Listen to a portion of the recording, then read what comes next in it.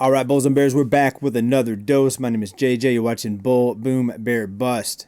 Another dose of economic reality, folks. More predictions of a imminent collapse of the United States, and we're talking about the financial system, the economy.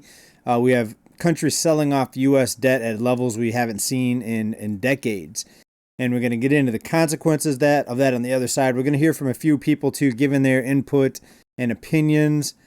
And we'll talk about it. Let's go ahead and play our first person here and kind of get a perspective on where things are at and what's about to happen. And then we'll talk about what I think is going to happen later on in this video. It's Jeremy. It's August 28th, 2025. So I got some financial market news, guys. Treasury bonds are being sold off at alarming levels. Japan, China, they are starting to sell off their treasury bonds. And this is something I've talked about and other channels have talked about. People that have been informing you of the financial reset, all of the stages, all the steps, the things to pay attention to. The number one thing was when treasury bonds finally start to get sold off, and more importantly, when people stop buying the treasury bonds, you know it's coming. It's around the corner. Folks, if that happens, we've talked about it here many times over the years. If it happens, rates will spike, and life as we know it in America would drastically change. And it would take a long time to recover and get out of it here. But let's finish up here, and we'll get into this and some other stuff here. It's around the corner. All right, folks. So, again, we've talked about that here many times. Something big could pop off anytime. Be ready for it. Have preparations. Have food put away. Financial preparations. Have some money out of the banks, out of the system, right? We know this. We've talked about it for years. But we hear this for many years as well. But what's different this time? Why am I a little more concerned now than I was previously when we talked about this? The same exact thing, right? The dumping of U.S. debt, all the chaos that would ensue from that. Well, take a look at some other news here. We talked about this last month on what Bank of America warned about, this $41 trillion in U.S. debt that was going to be dumped, or could be dumped. But we've heard similar warnings through the years. But take a listen here. Recent rebound, one of our traders is sounding the alarm over foreign investors looking to lighten up on U.S. assets. And this one could cost the U.S. economy dearly. Bank of America is sounding the alarm. Foreign investors are pulling out of America, and they could take up to $41 trillion with them. Yes, $41 trillion. That's the total value of foreign investment in the U.S. as of February. Keep in mind the entire national debt is $37 trillion. And now, much of it is at risk of vanishing. What's truly alarming is the speed. In just 1 week, $6.5 billion was yanked out, and another $8.9 billion in investments were suddenly put on hold. These aren't projections. These are real hard numbers, and they're getting worse. And all this is happening while the national debt has hit $37 trillion, a record high. Now picture that debt growing, while the very investors America relies on. Foreign governments, global banks, and international funds start backing away. Why? Folks, could it happen? Absolutely. Will it happen? Nobody knows. But be ready, be prepared for it. All right? But something else huge just happened. We're going to talk about that here in a little bit. And I think we need to fasten our seatbelts, folks. I don't sound like this very often. I don't come out and urge immediate action very often. Normally, it's just looking at people, how the economy is affecting them, trying to figure out little things about your budget, your grocery bill, your energy bill, things like that. But the big elephant in the room, I should say, in the background of all this is the entire economic system, folks, on the verge of a huge transformation and a huge change. But first, let's hear from a couple other individuals kind of giving their take on the state of the U.S. economy right now. I'm a millennial. That means I was raised in the gap between the analog world and the digital one, between rotary phones and smartphones, between go to college, get a job, and retire at 65 and whatever this is now. We were promised a world that no longer... Whatever this is now. In other words, most people feel like they're never going to be able to retire. It's pretty scary. ...longer exist. As millennials, we're given a blueprint that leads nowhere. And we're parents, trying to raise children, trying to raise the next generation in the ruins of that lie. And I'll be real with you. Being a parent is one of the hardest things that I've ever done. Not because of the diapers, not because of sleep deprivation, not even because of the cost, even though it is expensive and things are overpriced. But it's hard because I don't know what the hell kind of world I'm raising my children for. How do you prepare someone for a future that does not exist yet? And the way things are changing, folks, I'm scared for my children. I'm fine with investments. I'll be okay. But when you have family, when you have younger people relying on you, and then you're worried about how they're gonna navigate through this entire mess, it's pretty scary to think about. And it's interesting that people are still increasing the size of their family, without any really concern that things are headed in a bad direction. All right, let's continue. See, I was told, go to school, get good grades, go to college, get a good job, work hard, buy a house, and then retire. But now, that whole system is crumbling in real time. College, that's $80,000 worth of debt with no job on the other side. Jobs, those are vanishing overnight thanks to AI and automation. And buy a house in this market, where our starter home costs more than our parents' dream home ever did. And retirement, that's crazy talk. Most people can't. Well spoken right there. Think about that. The median home price right now, the average home, starter home, would have been a dream home just a generation ago, right? A $400,000, $500,000 home, which is considered a starter home now, would have been a dream home for most of the middle class. Not everybody, but most of the middle class. A $400,000 or $500,000 home. Even take off the weekend without falling behind. So what do I tell these children when they ask, what should I be when I grow up? Wow, he said something else too. Afraid to take off the weekend without falling behind. People feel like they've got to grind 7 days a week. And the ones that don't do it, maybe they're just not worried about their debt levels right now. Because deep down, I don't know. I don't know what the economy will look like in 10 years. I don't know what jobs will exist, or if the concept of jobs will even still exist at all. Will it even still be a thing? And I damn sure don't know if there will be any stability left to hand them. We were taught that the world works as a machine, that if you do your part, if you play by the rules, then it'll all work out.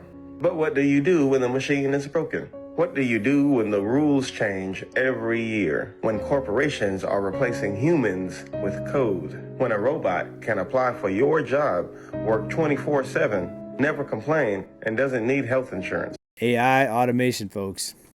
And through all that, we're just expected to be calm and stable and secure for our kids. We're expected to give them, I should say, AI automation and companies just replacing you and making the other people pick up the slack. So the people that still are that are still employed at these companies, a bigger workload's being put on them to make up for the people that the companies are letting go. That's what I'm seeing anyways. Guidance, direction, hope, when most days we're just trying to survive ourselves. We are literally watching the planet warm up. The rent is rising. The food shelves are shrinking. The jobs are vanishing. The schools are decaying. The mental health crisis is exploding. And no one in charge seems to care.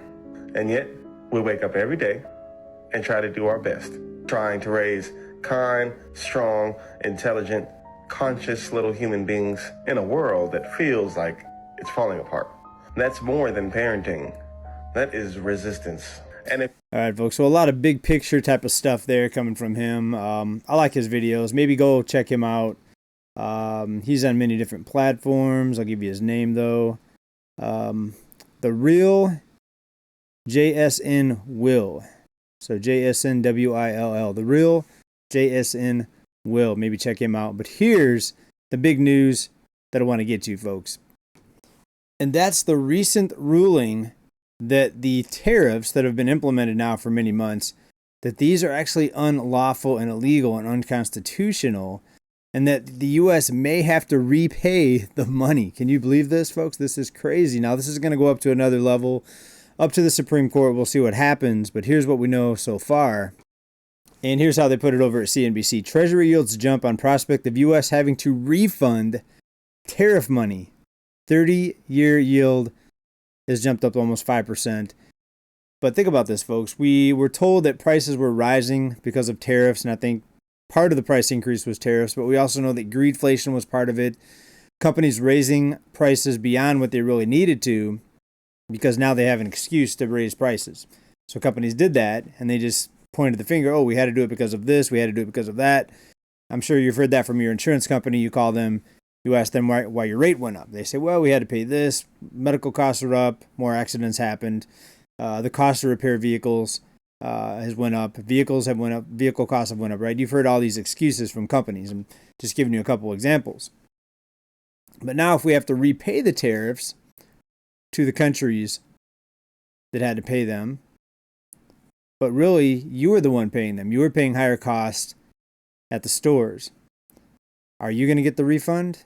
No, the money's going to go back to the countries, even though you were the one paying for the tariffs, right? And maybe it was greedflation. Maybe companies raised their rates, raised their prices beyond what they needed to with the excuse of all these other things. But you see what I'm saying here? Do you really think you're going to get the refund, right? So it's going to get really interesting. We're going to see how this plays out here, and we'll follow this on this channel for you.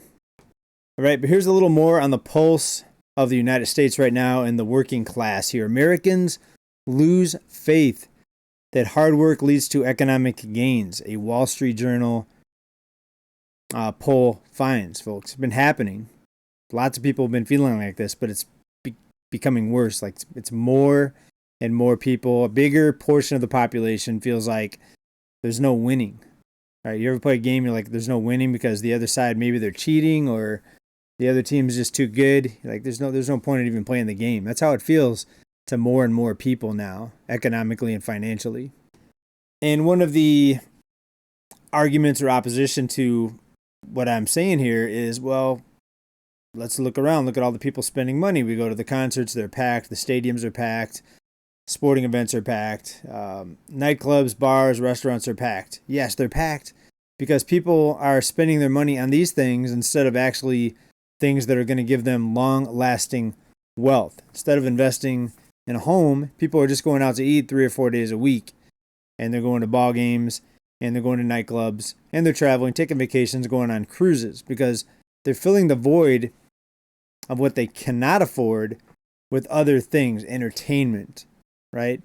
So that's what we see. That's why you see a lot of people. And also these people that are out doing all these things, most of them are doing this on a credit card, and their debt's getting higher all the time. It's a small portion of the population that's actually paying off their debt and that's seeing their debt decrease instead of increase. I just wanted to get on here and vent about something. So I just got paid like Thursday night, and I literally looked at my account and I budget every month. I have no money. Like the money that's in my account is for my rent that's about to come out. Mind you, I budget my money every month, and I usually have my previous paycheck. I hold some of that to cover my rent. The last 2 months, well, ever since July and August, I guess. Even the cat's like, yeah, we're in big trouble. We're in big trouble, Mom. Don't know what's going on with my money. It's just like gone. Obviously things are more expensive, whatever. Maybe I've had some more expenses added outside of my budget. Unexpected things, life happens. But literally, I wanted to go take myself to go get a salad at this healthy place. I can't because I have to hold my money. I have to hold that money for my rent. You can't buy a salad. Rent that's coming out because literally September is literally like a day away. This sucks. And I don't get paid for another 2 weeks. My rent's going to come out and I'm going to have no money to my name. This is most of American people, the paycheck crowd. And some of you are probably going to ask, okay, why does she have a cat if she can't buy a salad for herself? Why does she have a cat which costs money, which you have to buy food for, and litter and things like that? So people have to have their priorities straight, and getting rid of her pet may not really make a noticeable difference, and maybe the pet brings more joy than it does economic struggle. Right, so we always have to, all of us, we always have to decide, what we need in our life, what we don't need, what's beneficial. To some people, having a pet is maybe their only source of happiness. It's their only companion. People are single. You come home, your pet's always happy to see you pretty much, right? Unless you have a bad pet. Usually the pet's glad to see you after a day you've been out of the house. Maybe you've been at work all day. So to some people, the companionship is worth the financial input that it takes to have a pet. The same thing with children, right? The same thing with having friends, right? Some friends, they can drain you. They're always asking for something. They need a ride. They want to borrow money. Other friends, they'll take you out. They'll, it's not all financial, but you know what I'm saying? Even emotionally, some people can drain you and take more than they give, right? It's got to be an even, kind of an even push and pull from both sides, for lack of a better term. Anyways, you guys know what I'm saying. Let me know what you think about this. The Bank of America warning. Is it just another warning that's not going to lead to anything? Are things just going to continue on the same trajectory? Or are we headed for a big life changing situation that's going to pop off here very soon? Let me know. Please let me know down in the comments. What do you think about these people that we talked about today? The gentleman talking about he's afraid for his kid's future. All this. Please let me know down in the comments. As always, big love. Bye for now. Peace.